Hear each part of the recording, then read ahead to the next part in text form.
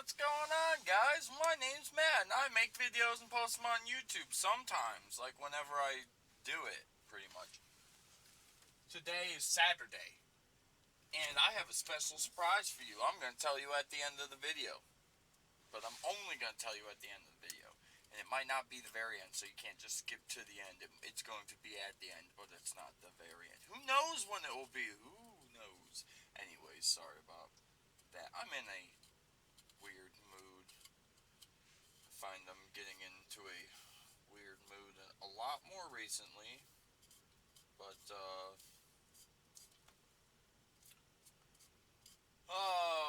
it's Saturday and we're on our way to the bank because I always gotta go to the bank on Saturdays. I'm not looking forward to this. I'm tired and my feet hurt. Last night was just...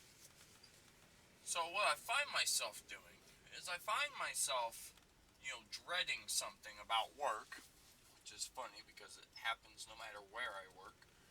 And eventually, I will commit. So let's just use the actual story instead of, beating around the bush here. So practically what had happened was I worked, Friday. Yeah. So I knew that I had a lot of people at work that was going to be staying at work tonight, or last night.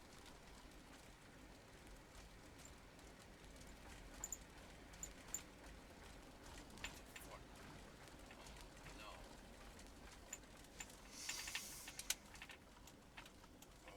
No, no, no, no, no, don't be it, don't be it, don't be it, please don't be it.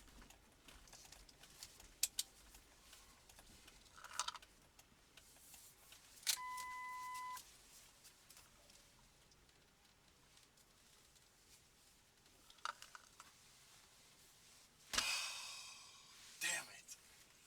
Well, this might be an exciting video to have recorded. My transmission stopped working, like, completely.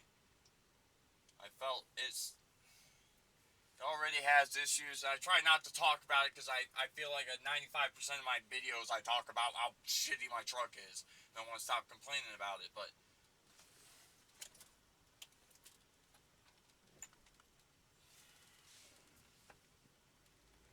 it's in gear, it's moving, so at least I have first gear if I don't have any other gear. So practically what happened there, when I turned the corner and I started going down the road, the car shifted from first into second, but when it went into second, it never actually went into a gear. It just kind of went to nothing, and then every time I hit the gas, it was practically like being in neutral. The car was just revving and not actually, like, pulling me forward.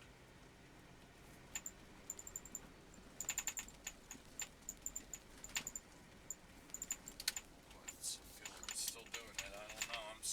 I'm worried now. Unfortunately, it's actually second to third, so it was third gear that it wasn't showing up, but practically I can get the car to do 25, but the roads around here that I'm on are all 25 mile per hour roads, and I can't technically, like, take it to 35 to see if I've got that third gear or not, so I'm not gonna unfortunately learn if I've got third gear until I'm on one of the most busy roads in my town, so just hope the tranny loves me. No, I was sitting at a slight angle when I was sitting in the work parking lot. I'm almost wondering if the tranny wasn't getting... I got third that time, it's going. But, I wonder almost if the tranny being tipped while idle for, like, 15 minutes caused any form of issue, because I already have a pressure issue. Anyways, I'm done talking about that. I'm going back to what I was talking about. So I knew there was going to be a lot of people staying at work, like that, the hotel was going to be, and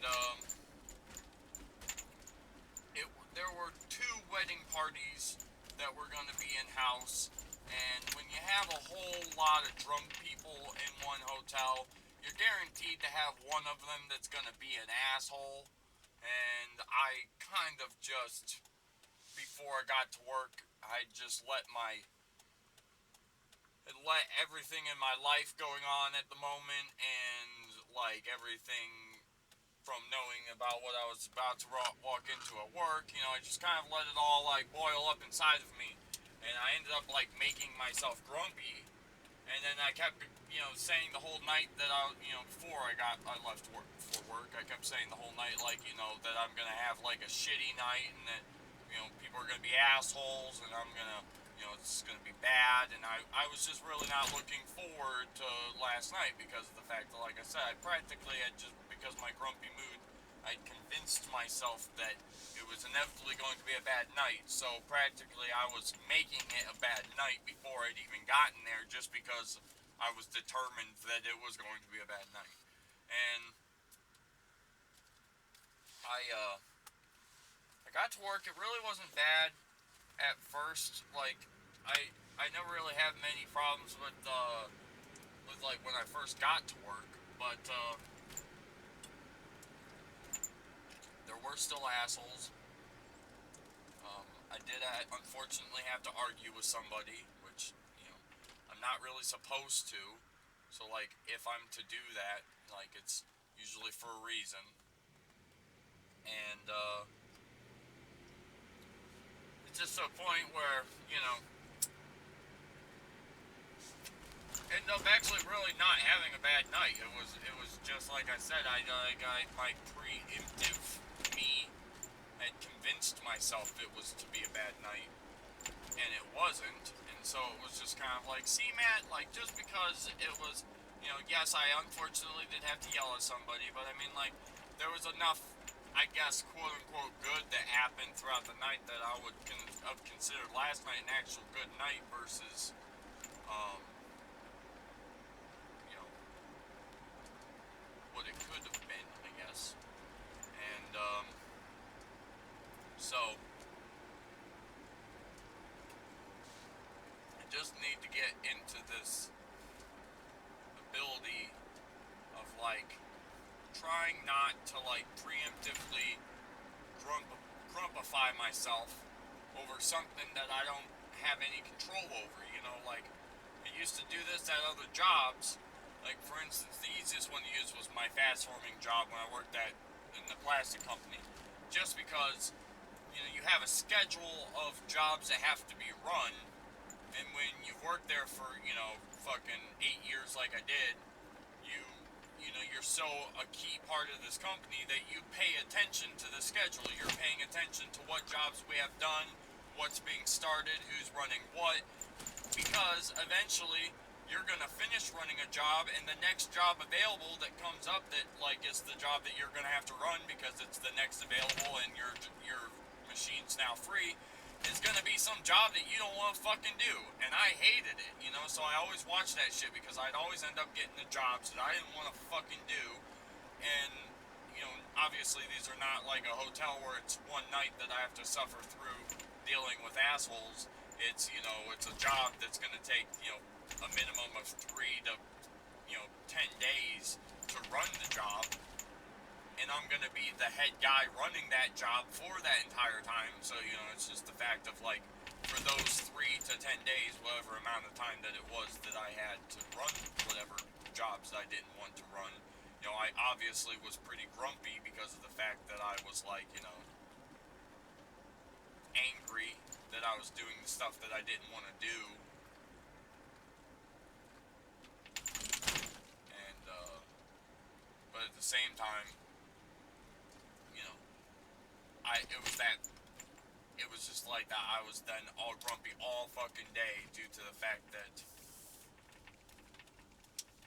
I knew what job I was going to do and I didn't want to do it. And that's what I'm saying. If I knew there was a bunch of people at the hotel, I just naturally convinced myself it was a bad night. And it wasn't. And it was just like, you need to chill on that, Matt.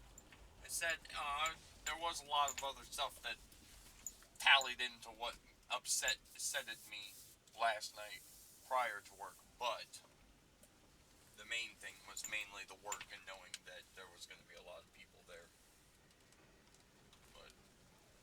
hope that was a noise from some other place because it sounded like it wasn't my truck, and the noise I heard, I don't want it to be my truck. So, um, I'm at the bank though because I got to get money. And fortunately, Huntington decided to put a drive-through ATM. So it's a building, but you drive through it, and there's an ATM, so I don't have to get out of my truck because I'm lazy and I'm an American. So I'll tell you this awesome story. Wow, look at that time travel! It was so fast. I was only here really for a couple minutes, but still, time has changed for both of us, I guess. But anyways, I'll tell you this slightly funny story I had about this gentleman. So I got to the hotel and started working, and I'd probably only been there for like 20 minutes or so, and I noticed this gentleman who was wearing like wedding attire, like a nice shirt and a tie and pants, dress pants and stuff. And he's talking to some people that obviously he knew from the wedding, and they get into the elevator, and he rides up the elevator, and due to another situation that I had with the unfortunate gentleman that I ended up having to argue with, um, I ended up like conversing with this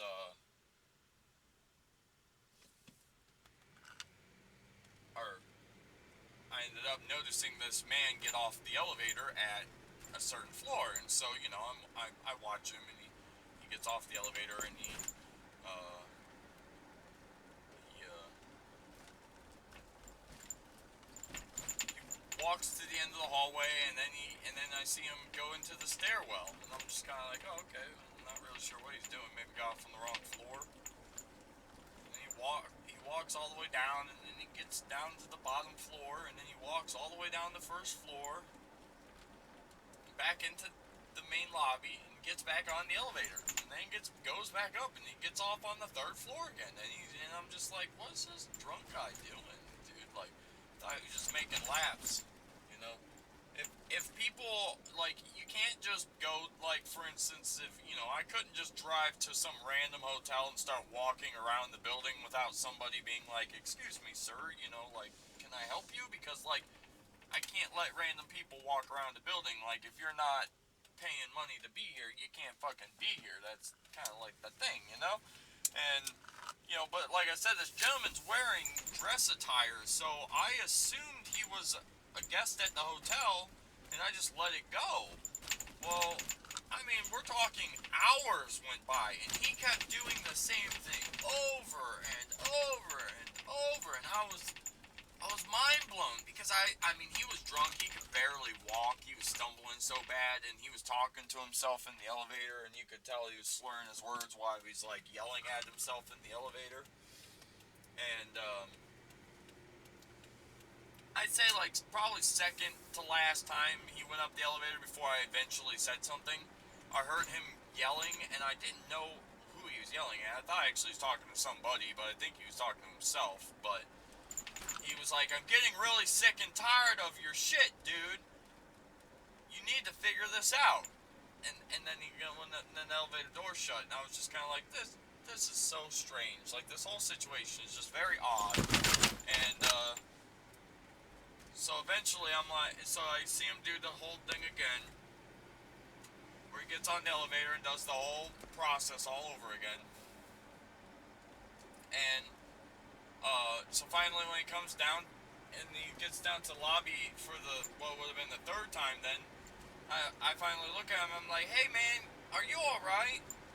He's like, yeah, I'm good, man. I'm just trying to find 126, but my hotel doesn't have a first floor. So I was like, oh, well, we don't have a 126. And he's like, wait, what? And he's looking at me all confused. And I'm like, yeah. I was like, let me see your little envelope there. It's got your key cards in it, because you could see he's had this thing in his hand. Our envelopes that we put your key cards in before we give them to you are white. So I see he's got a white card in his hand. So I'm thinking in my head, I'm like, oh, he's got his envelope. So apparently, I'm assuming we write in Sharpie on the envelope what the room number is, and I'm assuming with being drunk and stuff, he might have had like clammy hands and maybe rubbed off part of the number. And maybe it was like 426, which there is a 426, and maybe just that part of the four, that little L of the side got scratched, or, rubbed off, and so it looked like it said 126. And as he walks closer to me, I realize that no, he's only got one singular card in his hand, and it's white. And he hands it to me, and I kind of give him a strange look, because I'm like, well, our cards are blue, so definitely not our room key card. I thought he was handing me like a credit card or an ID, to be honest, because it was just a white card that had some shit on it. So when I grab it and I flip it over and I look at it, I realize that it says Holiday Inn. And the Holiday Inn is there, but it's 2 buildings away from my hotel. And I think he made the same realization before I could even say anything, because he just looked at me and he shrunk down and he went, I'm at the wrong hotel, aren't I? And I was like, yes, you are, sir. And he was like, oh my God, I'm such an idiot. I'm so sorry. Kept apologizing to me, which I thought was hilarious, because when you're drunk and you, for some reason, feel like you've done something bad, you apologize a million times. This guy did nothing to me. He just walked in a circle for like 3 hours. I felt bad because if I would have realized, I should have asked earlier than I did. But like I said, I just kind of let him go because I was like, he's probably staying here because he's part of the wedding party. So yeah, so I just let this man wander around this hotel for, literally like fucking 3 hours, and he had no need to be there. So, alright guys, well I finally got home, so I'm going to end this video. So if you like this video, a like would be much appreciated. If you're new to the channel, you should subscribe to keep up with awesome content that comes out practically whenever the fuck I record it and put it out. And if you're already part of the channel, you could leave a comment below letting me know. Wait, why would you already have to be a part of the channel to leave me a comment? You could just leave me a comment, period, underneath this, on on this video, telling me if you made it this far to learn my secret that I had for you from the beginning of the video. Are you ready for it? The secret is, today is Sunday. Yesterday was Saturday. I was gonna record this yesterday and then forgot. So it's Sunday, and we just drove around like it was Saturday, and I'm going to title the video like it was Saturday, and no one's going to know because nobody usually watches until the end of the video. So whereas in the beginning of the video, I'm all like, it's Saturday, look, it's Saturday. Everybody's going to think I've live recorded and posted a video for Saturday, but no. Today is Sunday. Tomorrow's Monday. That's why, in the beginning of me explaining everything, I actually messed up and actually explained that it was Sunday without realizing it, and that's why I stopped talking for a second, and then it was actually after my transmission, or before my transmission had an issue, so, like, it kind of saved me, but regardless, I wouldn't have known how many people were going to be at work, besides the fact that I had been there Friday, to know that Saturdays was supposed to have X amount of people. So, again, you would have had to have understood that to really understand that I had practically just told you that it was Sunday. But yeah, I realized after physically saying I have a secret and then saying it was Saturday, I was like, yeah, and then last night while I was at work, I realized there was going to be a lot of people at work here tonight, and then I stopped because I was like, because I guess maybe some people might have been like, oh, maybe he was there on Thursday, but no, today's Sunday. It's not Saturday. I'm sorry I lied to you, but I wanted to record another Saturday video. I just forgot. So, I'll see you guys later. Hopefully you have a good day, morning, night, whatever the fuck it is for you. I hope you enjoy it, because it is currently, like, 8:15 in the morning for me, and I am wired awake and hope I can go to bed at some time decently soon. So that's about the hardest part of working third shift. Sometimes you end your shift and you have so much fucking energy, and then other days you are so fucking dead and all you want to do is goddamn sleep. 20-minute video. Sounds about right.